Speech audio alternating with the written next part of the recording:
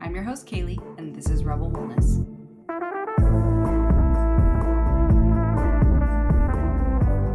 You've just tuned in to Rebel Wellness, the podcast that's here to revolutionize your approach to personal health and well-being. I'm your host, Kaylee, also known as Coach Kales, and I'm thrilled to have you join our Rebel community. In a world that's saturated with fleeting diet trends and unrealistic beauty standards, we believe it's time for serious change.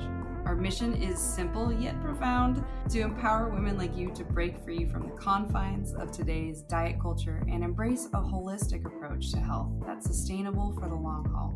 If you're like me, you're here to embrace the concept that true well-being encompasses every facet of your life: mind, body, and soul. Rebels believe in aligning our journey with our individual needs and values because a one-size-fits-all approach just simply doesn't cut it anymore. This podcast is your safe space to explore the depths of wellness, guided by myself, experts, real-life stories, and genuine commitment to your growth. You're here to begin your transformative journey, and it's time to discover your own version of balance in your health. Every week, when you tune into Rebel Wellness, we'll learn, grow, and rebel against the polarizing, outdated norms to finally achieve lasting vitality and joy. Because that sounds pretty great, right? Your journey starts now, and I am so excited that you're here.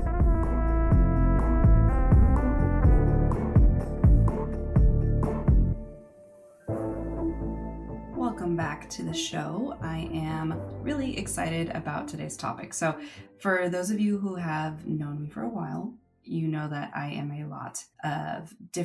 wear a lot of hats. And in the coaching world, it's kind of important to be multifaceted in the sense of you are understanding different, I call them pillars of health. So we have to kind of have a really good foundation in our fitness, our exercise for our body, and movement rather. Mindset's really important. It is honestly sometimes the most foundational component to your overall well-being. And then obviously there's your nutrition. And those three areas come together to kind of really support you for the long term, no matter what life throws at you, right? And that's why periodically I've kind of sprinkled in a little bit of mindset work, because I have found it to be sometimes the most important part for long-term success for all my clients, for myself, for just everything in life. So today we're going to have a little gal-to-gal chat that I really wanted to have during this holiday season, because our physical health gets really impacted this season for many of us, maybe not all of us, but our mental health is what kind of slides in and does some of the little sabotage. So if you struggle every holiday season in a way that pushes you to overconsume goodies or alcohol, or just not take care of your body physically, you stop working out or you stop your walking habits and things, whatever it is, today's episode just might be the permission that you needed to kind of hold better space for yourself during this holiday season. So today's topic, we are going to go all the way in on your mindset around how to kind of stay mentally healthy in that right zone during all of the shenanigans that go down during the holiday season. Some of them we may not be fully conscious of, some of them we are completely conscious of. So wherever you stand on any of the topics that I kind of go over today, I hope that it helps you kind of look inward and just observe what is your current state in regards to these topics, or when you are actually at these holiday parties. We just had Thanksgiving, maybe it's going to help you reflect on Thanksgiving and how everything felt for you and how you processed it. And then it'll help you practice it for once we get into the Christmas season or just holiday season in general, whatever you practice. This is a really social time. There's a lot of events and New Year's comes along, So I just wanted to kind of intro that today, because I think it's going to be important that you know why I'm going to be talking a little bit about what we're talking about today. And it's one of those things that I think you might be like, holy cow, I'm so glad that we had this pep talk, because I didn't realize how much I needed to get some sort of verbal affirmation or permission to hold better boundaries for myself or have a different mindset when you head into family shindigs and stuff like that. So if you stay through this whole episode, which I really encourage, I'm going to share some of the best simple mindsets and habits that I have personally found immensely useful and helpful for myself. So I hope that it'll be just the same for you. But on the topic of holiday cheer, I would love to invite you to rate our show, share our show with other lovely females in your life that you think could really benefit from our mission here in Rebel Wellness. And I would also love to see you join our community at Rebel Wellness Podcast on Instagram, or at Coached by Kales on Instagram. That's my flagship coaching page. And if you really want to come and join and learn all the great things that are kind of coming into the works here for the New Year's with my business, I would love you to come join my newsletter. You can pop over to coachkales.com, and there's a multitude of ways to join our newsletter. That's going to be the best way to connect with the community. And I love to share a lot of health tips and such. And I've got so many great things that are coming out. So I hope that you can come join our newsletter. And if you do join our Instagram, say hello. I love to say hi. Or I might say hi, just open-ended. Nothing salesy, just a hello. But without further ado, let's jump into this episode and chat about some things that I think you might want to hear.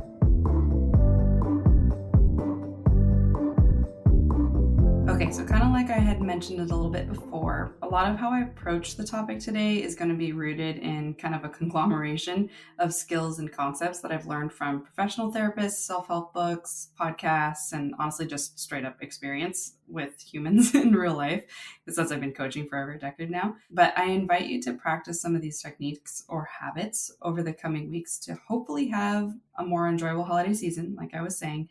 And it's hopefully going to be a way for you to absorb new memories like in the moment, like being truly present, because presence is getting lost a lot nowadays. And I know personally, I really want to soak it up when I can, especially having lost important loved ones in the last years.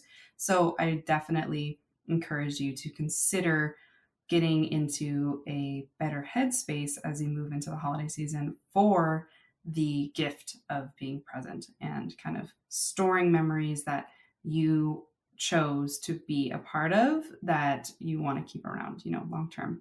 And I'm also going to talk about how you let go of things that you don't want to be memories, because sometimes, especially with family, like as a lot of us know, we have no control over other people, right? But we only have control over our reaction and how we store things or don't store things for the long term. So that's going to be a really big undertone with a lot of what we talk about today. And on that same topic, we're going to go right into holding tight boundaries around your peace. So that's kind of a umbrella statement, but I'm going to kind of give you a few instances of practical application of how you hold tight boundaries around your peace during the holiday season. So one of the first things is deciding like how many events or parties you actually have capacity for and sticking to that decision when you show up for it. So yes, you actually get to pick what you go to, how long you stay, where you want to be, who you want to be around. And I know that some families can be overbearing about you being there just to be there, because it's like what family does. It's what you always do. You always show up because your mom said you're at this party at this time, why weren't you there? There's a lot of navigating your family's relationships, like one-on-one with parents or aunts and uncles, grandparents. There's so many expectations. I think that's why so many of us get really overwhelmed in the holiday season if you are somebody who doesn't have a healthy family dynamic, which honestly, unfortunately, is really, really common. I am very blessed that my dad's side of the family who raised me has very good emotional capacity, all the way down to my little brother who just turned 21. We all are very emotionally intelligent, and we weren't always that way, but the way that my grandmother actually set up our family, we always prioritized our sanity first. So even if there were family events where maybe there was family drama going on. I mean, there's always family drama in Filipino families. Like, if you know Filipinos, But other families too, like any different, especially Caucasian families on my Caucasian side of my family, lots of random family drama. And I'm not throwing anybody under the bus. I'm just being real, because this is how we're relating to each other, right? Like, that my family's not perfect and your family is probably not perfect, and that's okay. But how we navigate that and our expectations we set is really important, because we kind of think that we have to just do what the status quo was. We have to do what's expected of us, right? But in reality, if you really want to change the game, like a lot of the narratives right now are kind of like healing the generational trauma and doing better for your family moving forward, whether or not you want to have kids or if you have kids right now. Being the change is like a lot of all of us 90s and early 2000 babies and forward. There's a lot of emphasis on that right now, which I think is fantastic. But at the same time, it does take intention and knowing that like you can't change your family. So expecting them to be where you're at right now is not realistic.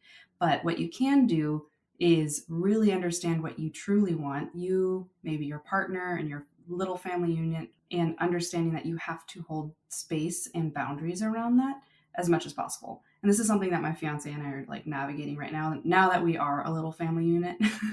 It's like, okay, we actually get to be our own group. Now we get to host things now because we have a home, and we get to invite people and go places or whatever together. It's no longer just I'm having to show up to this side of my family's house and that side of my family's house and then this uncle's place or whatever. And honestly, it's so much less stressful, especially now that like we kind of have our own thing and we get to choose to do our own thing. But whether or not family says anything behind our backs or to our faces, like that's not necessarily in our control, but how we respond to them is in our control. So I hope that makes sense and it helps you know that, yeah, I totally acknowledge and understand that just being like, this is what I want to do this holiday season's, suck it up. Like that doesn't always fly with a lot of families, especially families where somebody in the parental unit or whatnot has a very strong hold on the family. Like if they're a very controlling parent, sometimes that's really tough to navigate. So I totally hear you and I totally feel you on that. But that would be my best advice for how you navigate that challenge. But on that same note, just to drive it home, remember you have full autonomy over what you choose to do. Whether or not you have a partner right now, like you can be your own unit on your own. You need to just stay really confident in your decision to be your own individual self and not just do things because it's what's expected of you. And it's very freeing, but it can be a little bit isolating because people will be like, well, you didn't show up to our party. You don't want to spend time with us. And if the truth is like, yeah, I don't really want to, then practicing letting that flow off. I'm going to get more into that in a moment. But you having autonomy over your like family during the holidays is really, really key. So some practical things that you can do is maybe you don't stay at your parents or their parents for an open-ended amount of time. Maybe you prepare like a word or a signal that you're like mentally spent and ready to go. And you decide that like when we both are in the right place to be like, yeah, I think I'm done, that we call it. Or maybe one other person compromises if the other person is just like extremely overwhelmed. A lot of the times for partners going into their partner's family's house, the dynamics or personalities might be overwhelming and different than what they're comfortable with or whatnot. And that's something that's really important for you to honor for your partner. And it doesn't mean that you're like writing off your family or abandoning them or anything like that just because your partner doesn't get along. I mean, that's something obviously to observe of like, do you super love everything about your family and their personalities? And do you think that your partner is just not a good fit? Sometimes that's important to people. But on the opposite end, if naturally your family or whatever is going on when you're at their family events is like just too much for your partner, like even if you want to stay a little bit longer or something like that, or you feel obligated to stay longer, I guess you have to make that distinction. But you also need to make sure that your partner feels heard and comforted and all that kind of stuff too. That's very important. So those are some things to kind of consider if you have the opportunity to be like, all right, when I say, I'm not going to say pineapple. Everybody says pineapple as like a safe word or something. But let's say I say pickle or something like that. That means I am ready to go whenever soonest to that you want to go. That's a good kind of little thing to do together. Or maybe you decide that like one day is for one side and the other day is for another side. Or maybe you just decide to host and invite both sides. And if one can't make it, then like that's what it is for this holiday season. You don't actually need to overextend yourself if somebody isn't reciprocating the effort. So make sure that you find that like happy balance for your life and your circle and your family circle. That's something actually our therapist has kind of like brought forth to us as we kind of navigate like premarital things and stuff like that, which I highly recommend if you're somebody who's engaged and whatnot. Going into counseling and therapy is really important for just like facilitating really good, in-depth, honest conversation with your partner, guided by somebody. It doesn't mean that you already have issues or something like that. It's actually really useful to use therapy to prevent issues in the future. And that's our goal. And so that's exactly what we use it for. But having these conversations and like learning this concept that like your family unit is a circle and you and your parents on both sides intersect with your circle, and you prioritize and you communicate as much as possible and see what works and what doesn't. And if something doesn't work, like if somebody's just not making time in this area or that area, then that is what it is and it's okay. It doesn't mean that you owe anybody anything. It doesn't mean that they don't love you. It doesn't mean any of these things that we make something mean. In reality, it's just our times didn't align this year. Like, sorry. You know what I mean? And that's like hard for people to understand because we live in a world where everything is kind of a personal attack for some reason. And in reality, we just have to become like adults about it and realize that somebody being like, I'm available this day, we're going to do this thing. If you can't make it, if you have work, if you have another family event, whatever it is, that's okay. I still love you and I want to spend time with you eventually. But like, I'm not going to spread myself thin to try to accommodate everybody else's particular choices for the holidays.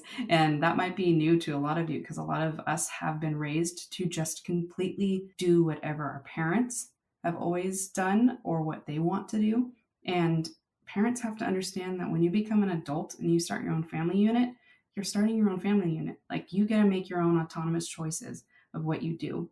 And so that's really important for you to think about if you are somebody who's felt really burdened by 7 different holiday celebrations that you have to show up to. And like maybe 5 of them you don't even really want to go to. You know what I mean? Maybe start something new. People may have a little bit of a fuss to say, but if they want to be there, they'll show up for you.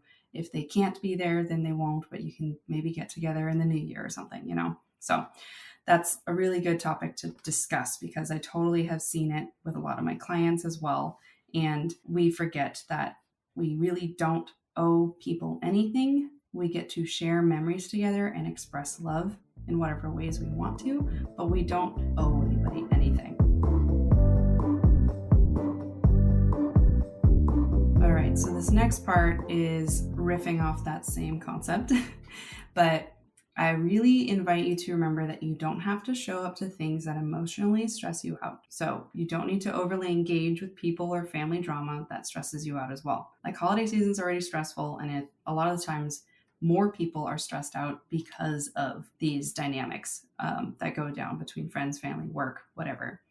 And I know that might be easier said than done again, but again, you don't owe anything to anyone, and there's no obligations to engage with like your rude grandma who always comments on your weight if it doesn't bring you some level of joy or contentment to engage with her. I know sometimes we feel like, oh, she's getting old, I need to spend time with her because she's going to probably die soon. But like, she's just another person in your family, in your life. And unless you necessarily feel like you have this really great connection with her from a child that makes you feel good when you think about her, you're not obligated to create a relationship with somebody who isn't creating a relationship with you outside of the holidays and then is also just critiquing you and making rude comments about you when you do see them. You know what I mean? We all have somebody that we know that is like that.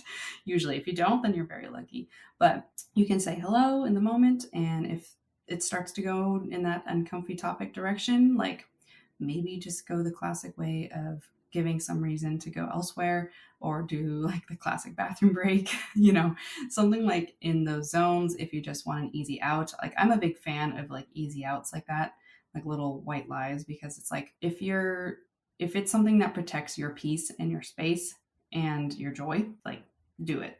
It doesn't matter if it's something stupid or somebody later was just like, you didn't actually have to go to the bathroom.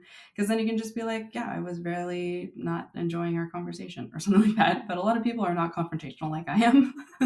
I guess I'm not confrontational, but I just hold the line for like being honest with people a little bit more than a lot of people. And so that's where I think just using little phony little excuses is totally fine, because sometimes it doesn't hurt their feelings and then it prevents you from getting your feelings hurt longer. You know what I mean? I'm not saying like go around lying to everyone, but if you're in a scenario like that, that is an easy way to get out of it. That's what I mean. But on that same note, I wanted to kind of transition into the topic of what is referred to as strong back, soft front. Technically, the whole phrase is strong back, soft front, wild heart, which is a concept that I learned from the amazing Brene Brown. If you don't know Brene Brown, you should. She's got a million amazing books. I would definitely recommend pretty much any of her talks also. Like her audiobooks are amazing. But the concept upholds the mindset that you need to keep your front soft so that you're being warm, engaged, and vulnerable, but keep your back strong, which implies holding your ground when somebody takes advantage of you or wants to take advantage of you or harm you. In this case, or many cases, verbally, when people want to take a hit at you some way and take something away from you. So you're remaining soft and warm and vulnerable, but you're also holding your ground and staying confident in who you are. This skill, honestly, or mindset is really important to practice because I think the best people in the world uphold this strong back, soft front, wild heart, where no matter what comes at them and what they are faced with, they know the foundations to return to. They know that they put forth their best foot, but at the same time, they're okay for stepping back and standing strong, you know? And that's a really, really important concept to practice in something like the holidays because we are always going to kind of have an awkward conversation or something like that where we didn't feel like it really served us, you know? Because a lot of people are kind of serving a lot of crap on a platter for you because the holidays honestly is when tons of insecurities come out. People put on these weird masks trying to pretend to be somebody else. Maybe you have, you know, I know I have in the past. And you show up and you're trying to be somebody else, and then somebody else is doing the same thing, and you're a bunch of phony balonies kind of serving each other weird platters of crap in conversation. And then you're like, okay, that just felt gross all the way around because it wasn't authentic and it was just a bunch of measuring. A lot of people know what phrase I was gonna say, but something measuring. It's a lot of measuring against each other. And I think that it's super not authentic. And that's why we end up leaving feeling kind of icky or drained because we were overexerting and trying to be something we're not, or receiving stuff from people who are doing the same thing, right? So I think it's really important that you think about showing up this way, even if in the past you've had a certain energy all the time that people know you to have. You can always, every single day, choose to be different and choose to move forward from anything from your past. Like, if you needed a moment to think about that, it's really important to think about that because no, you're not defined by your past unless you let it define you. So, unless you're continuing to wallow in your mistakes from the past and your old personality or things like that, yeah, you're going to stay that way. But if you choose what you really want to be and you make decisions and actions that support the better version of you that you're trying to be, that's all that matters in the long run. And this is a perfect time to practice that because everybody in your family or friend groups in the holidays are some part of your past because you're all gathering because you all have meaning to each other, right? It's your community.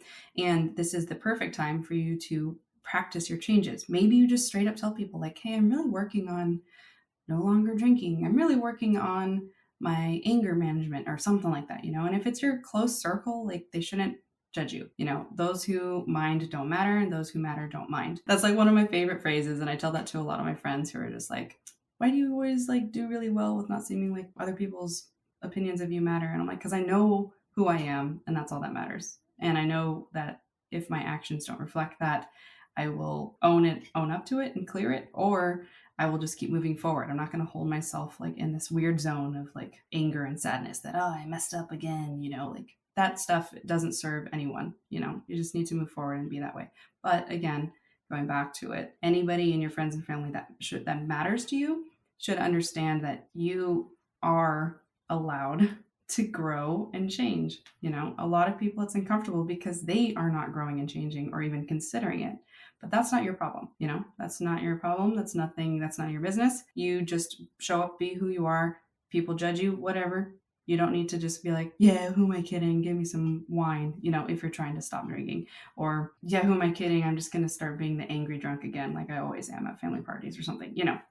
whatever it is, maybe those aren't even things that happen to you, but those are just examples because it's really important that you also hold space for family members who are also trying to be different. You know what I mean? So that is a really important concept and topic that I kind of wanted to drive home. So I hope that that spoke to you to some extent, because I know that it's definitely been important for me and changed a lot of the way that I exist in the holiday season with family members, especially the ones that kind of give me the ick, I guess. You know what I mean? Okay, so I'm about to share with you something that in my 10 years of working as what I kind of jokingly call a strength therapist, because I oftentimes am strength training people and also therapizing them, not trying to therapize them, but we end up in a sort of relationship where they are very comfortable with communicating things that are very vulnerable to me, and I have like sharpened my skills for like active listening, vulnerability, and like good communication, where I want to make sure that they know that they're heard and seen and that it's valuable, that they mean something that matters, because that matters to me. And I do believe that. I don't just do that because it's what's expected. You know what I mean? So I've had a lot of moments, and this is a really important skill, guys. This is something to really, really, really consider, especially if you're somebody who's empathic like me. I've had many moments where I'm consulting clients who are like dealing with serious traumas, like really heavy shit, and or just events in their life, and I am like one of the few who know about it. So I kind of become a rock essentially for them. Just, hey, I'm your trainer, and I'm also the only person who knows about this very specific heavy dark event that happened, and that can be really like heavy and nuanced to navigate as the receiver, because obviously I'm not a licensed therapist who goes through like schooling of how to like shed and ground emotions and keep things separate, like the client to practitioner type stuff. So I've had to kind of like go in and learn on my own, or learn from my clients who are therapists, or just experience it and talk it through with other people and close friends who have a very similar occupation.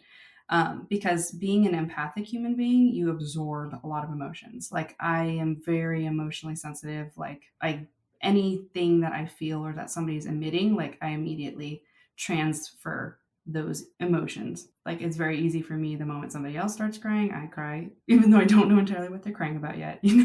Like energy is just really sensitive to me. That's something where like I am really prone to being at risk of taking on too much emotions of other people. So the point of why I'm talking about this is because family things can be exactly like that. Like maybe you have family that is constantly projecting these really icky energies on you, or somebody is confiding in you and telling you something with a lot of emotions behind it, and you're not wanting to like carry those emotions throughout the rest of the party or something like that. I was at a party a few years ago, and somebody basically spilled somebody I just met spilled their entire like life eating disorder challenges on me, and their tumultuous relationship with their mom and all this different stuff. And then I had to go back into the party and meet a whole bunch of family members that I hadn't met yet. So that was a very interesting experience, because I needed to be present with her and empathetic, but at the same time, I had to shed that immediately somehow and put my face back on for the rest of the family. You know what I mean? So it's a very interesting situation that a lot of us face that maybe a lot of people aren't talking about. So that's why I'm kind of talking about it, because there's some skills that I have sharpened, more of a mentality, I would say, that has really helped me get through this type of incident and move forward. I wouldn't necessarily say incident, circumstance, I guess. Okay, so what is that mentality? So again, when people project their insecurities onto you, or they might confide in you, overshare, probe, or a multitude of things, and you may not get that chance to use the bathroom excuse again, right? So it's okay. Sometimes, especially if it's something that you do want to partake in and you want to be there for the family member or something, or you can't get out of it, maybe somebody is doing it to you and you're not able to like leave the situation. Something as simple as making a mental note in the moment of not taking anything that happens in the conversation to heart, and just leaving that gathering, and maybe you're in your car by yourself or something.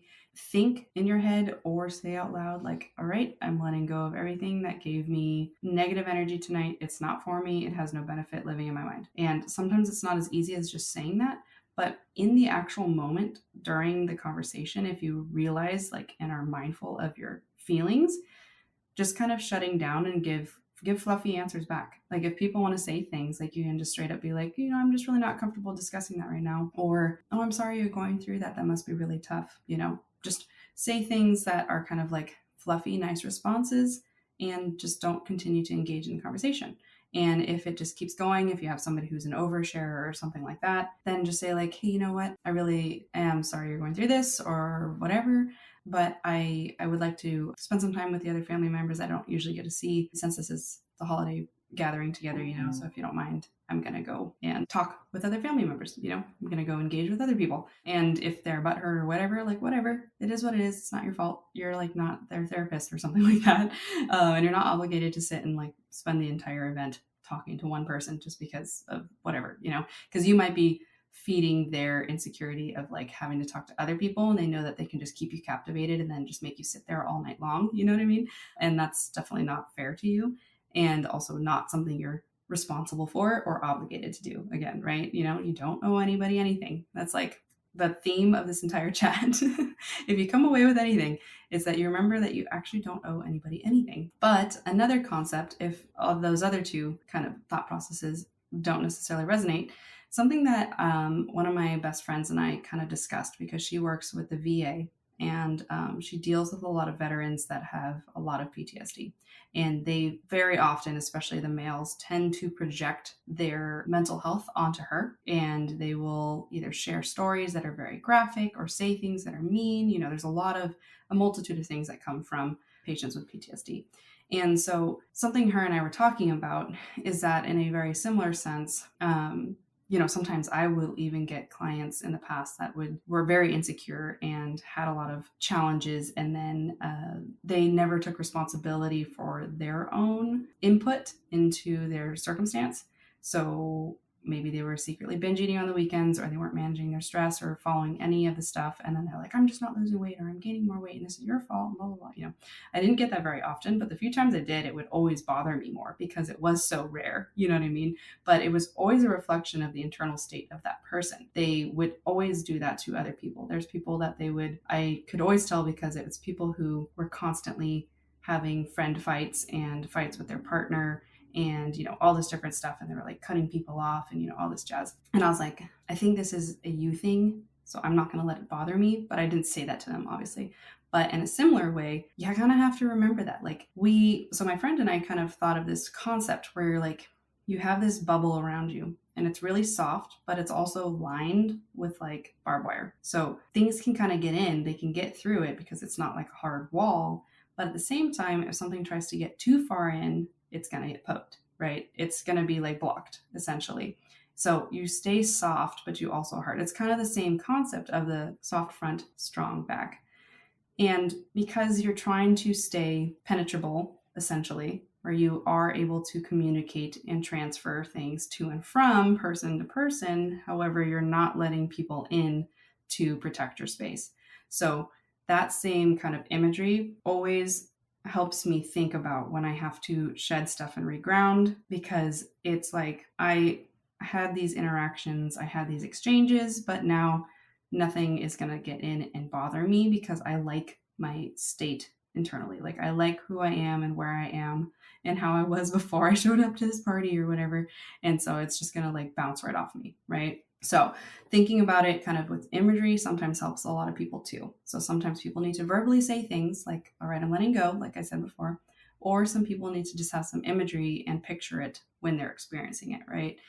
These are just great little tips here and there, because I think a lot of times we get too practical with how to deal with certain things, but sometimes like the brain has such a strong capability to process stuff or shed stuff, for this matter, just by thinking about it and like giving yourself like this imagery and or like verbal shedding. And I think that that's really important. But on that same note, I found some really good practices like journaling or different grounding things that can be really beneficial as well. So sometimes all I need after like a really exhausting week is like getting my toes in the sand and enjoying some one-on-one time with the ocean. Others might need to take like a solo hike in the woods, or lay in the grass reading like a fiction book in the sunshine, or just going to a coffee shop and having your favorite beverage, and maybe that's where you journal or something like that, or maybe that's where you read a book, or maybe just be present and you observe what's going on around you. But being present is really key when you're trying to ground. You can't ground by sitting and laying on your bed and scrolling. Doesn't matter if you have a face mask on and your favorite lo-fi playing or something like that. That's not grounding. It's distracting, unfortunately. You have to, electronics don't really have a place with grounding. So grounding is really like it's human to earth. Like that's all it is. It's human to earth. You can't connect to the earth through your phones, your iPads, your TVs. That's just muting or numbing. So a lot of us like to believe that, oh, I love to use TikTok because it helps me just like decompress. Kind of, but not really. Mostly not really, honestly, because there's just no way for you to actually connect with yourself because you're going outer body. You're still creating thoughts that are given to you from some content creator that's on your phone or whatever, right? You're not creating thoughts, inspiring thoughts on your own. And the only way you can do that is when you're present with what's going on in the now with things that are not electronic. And I probably sound like an old grumpy grandma saying that, but it's actually just true, especially from a spiritual world. That's like if you're somebody who is more connected to yourself and the earth and whatever, you probably have gone to retreats or you spent time where they make you not use your electronics and you get radically connected to the world again. More so like the literal world, not necessarily people, but it's also kind of a metaphor for why we're so disconnected now. Like we're more connected than ever, but we're more disconnected than ever. And we hear that a lot because it's true.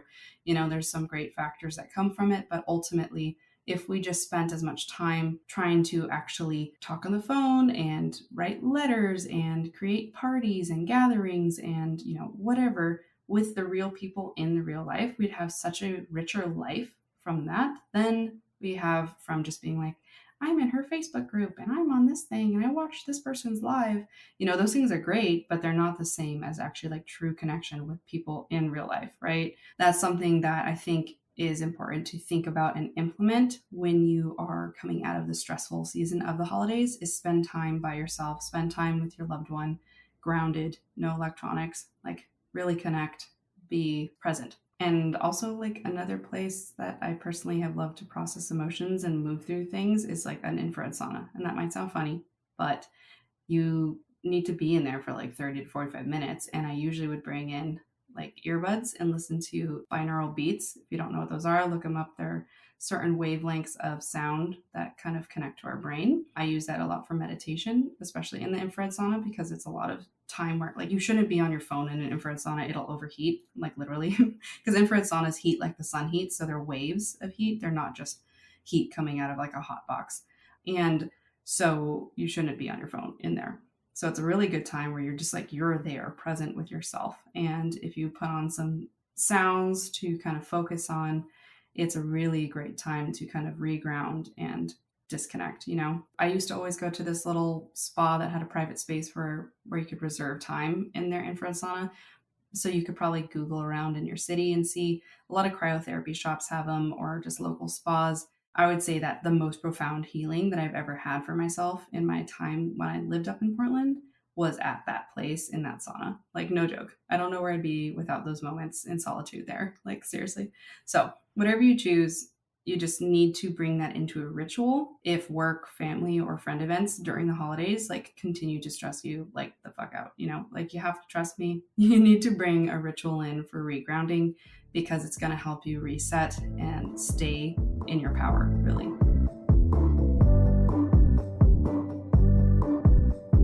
All right, as I kind of wrap this chat up, one of the final concepts that I wanted to share my experience with you in is hyperfixating on how you look when you're seeing family or friends who you only see like maybe annually during the holidays, and the stress that often comes with it.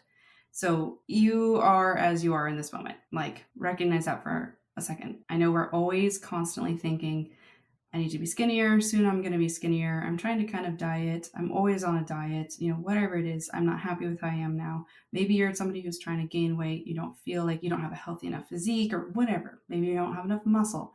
We're constant critiques of our bodies, right? Always. But who you are in this moment is what you're working with right now. This is what you got, right? And you're going to show up because in a week, you can't change your body very much. to when you show up to your family's gathering, right? And you just have to own where you're at right now. You have to be proud of who you are in this moment, because that body that you hate, she's keeping you alive and functioning. She helped you show up to that party, right? The face wrinkles maybe you're nervous about that are new to you because you're getting older, and your aunt points them out because she's always known you as a little kid, and she's like, oh, you're getting wrinkly. Those wrinkles tell a story about your life. Like for me, I like how many wrinkles I have from smiling so much. I have wrinkles at the ripe age of 30 because I smile a lot in my life. Like I don't feel like I'm doing anything wrong. you know, I'll do things like I'm a big fan of like retinol for helping my skin stay healthier and age more like gracefully, quote unquote. But I'm not going to be like shy and mad and try to hide my wrinkles. Like whatever, especially because it meant that I smiled and laughed a lot. And maybe you put on some extra weight this year or the last few years. Oftentimes that just shows that you've been, for a lot of females, extra weight gain tends to show that you've been putting others first for too long or for a while. Maybe you're going through a personal healing journey and that encouraged you to put on some weight as you kind of let yourself stop being in a diet mindset for once. But regardless of how you got there, a lot of people forget that health is like a range of body fat percentages, not just one, not just like the leanest version of yourself is not your healthiest self. Oftentimes, the leanest version of yourself has always been an underfed, unhealthy version of you. So even if like people praise you for it, I know that's the hardest thing, because like I was talking about that story about that person I met at the party who was just telling me their entire life story and their eating disorder history. She said the reason she lost the most weight and is super thin now is because she's dealing with some significant depression and body image issues are getting exemplified with it, because she's not eating, she's depressed, she's suicidal. There's a lot of things going on. And she was her thinnest, and all her family can do when they would see her this holiday season is, oh my gosh, you look so great. Can you has that happened to you? I know can't be the only one that have heard this kind of story before. And I've had multiple clients tell me that too. Like the amount of praise they get for being less healthy because they're losing weight, because our society praises skinny. Like that's a whole mind fuck in general. I really try to keep the F-bombs low on this, but like that's just what that is. And it's something that we have to acknowledge and try to constantly remind ourselves to move away from. It doesn't matter if somebody praises your body. It's better if people don't comment on your body at all. That's what body neutrality is. It doesn't matter what your body shows up as. Like I said in the beginning, you are as you are in this moment. You're working with what you got right now. And you have to be proud of that in this moment and continue to work on your health, and wherever your body ends up as you get healthier is the body that is right for you. Not the body that's on a magazine, not the body that's praised on social media. The body that you have with your genetics and the level of effort you want to put forth and the lifestyle you have. That is your healthiest body, okay? So you have to remember that aiming to get yourself into what is the healthiest for you, where you have the best sleep, the best energy, you're eating well, you're nourished, your skin looks great, your hair is healthy, your nails look good. That's your healthiest body. And that oftentimes is a higher body fat percentage than we think. Rewind that if you have to hear it again. It's really important that you understand that concept, okay? But overall, nobody has the right to judge or make comments about your body. So when they do, it's always a reflection of their internal state. It actually doesn't mean anything about your external state, okay? So remember that anything somebody says about you is a reflection of their internal state. So you have to just shed that. You have to be like, internally, you have to be like, oh, I'm sorry you're dealing with your own insecurities right now, but don't try to put them on me. But it's very important that you remind yourself of the you who is in this present, personality and physically. And who you are becoming is the most important thing for you to focus on, especially when you're around a bunch of people who are just going to remind you of who you were or have been. So remember and remind yourself who you are in the present and who you're becoming,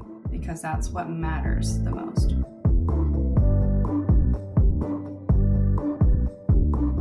All right, Rebel, I know that might be something that you wanted to hear again, so maybe replay that if that is very helpful. I know there's a lot of big nuggets of wisdom there at the end, and I hope they kind of hit you hard in the chest in a good way, because I think it's really important that we really hold space for ourselves. We're proud of ourselves. We exist as we are, and we know who we are, and we stand confident in that. You know what I mean?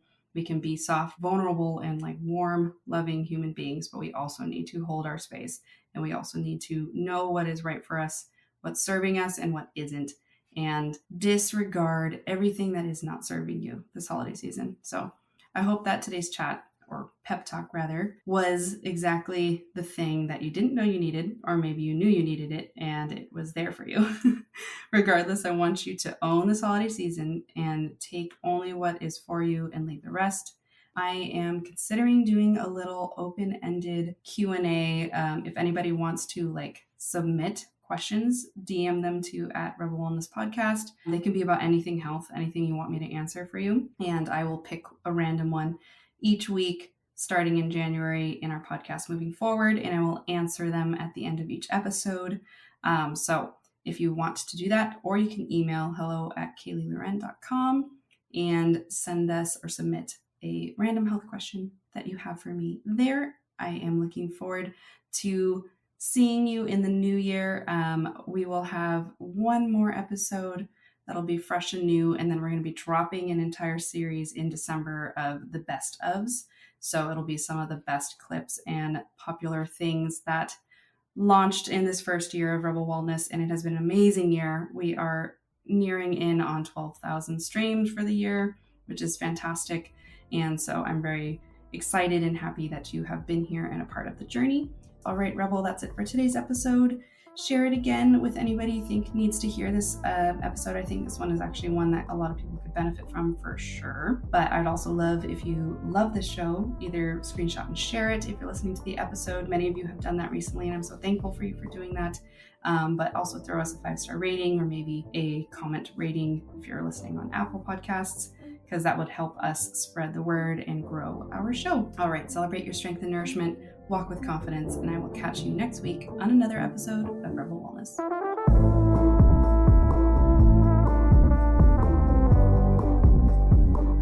If you are still listening, thank you for tuning in to our latest episode of Rebel Wellness. If you've been enjoying our conversations around health, fitness, and wellness, I have some exciting news for you.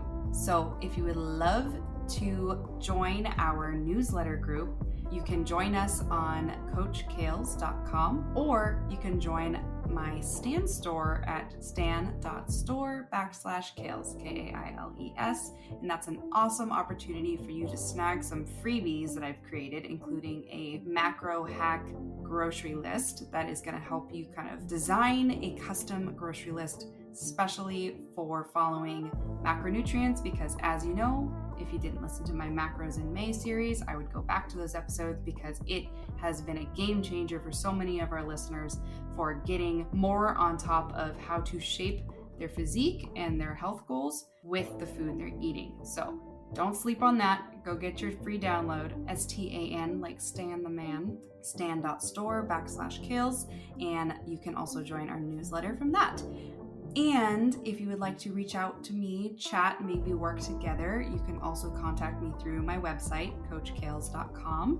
And I would absolutely love you to join our Rebel Wellness Podcast Instagram, which is at Rebel Wellness Podcast. And you can also join my flagship coaching page at Coach by Kales. That's where it all began. That's where I share the most kind of custom to what I work on specifically with my clients on that page. So join that one. It's all feminine wellness focused, and I share some great stuff, some goofy stuff, things that you just don't want to miss, as well as healthy recipes and things, and easy recipes, because we all kind of need some easy grab and go things, don't we? So I would love you to join both those pages, as you'll be joining a community of like-minded females who are all committed to living their best lives. So hit that follow button, and I would love if you felt the need to share and rate our podcast. We would love that. Anyways, thanks for listening, and I hope to catch you next Sunday, or say hello on the gram.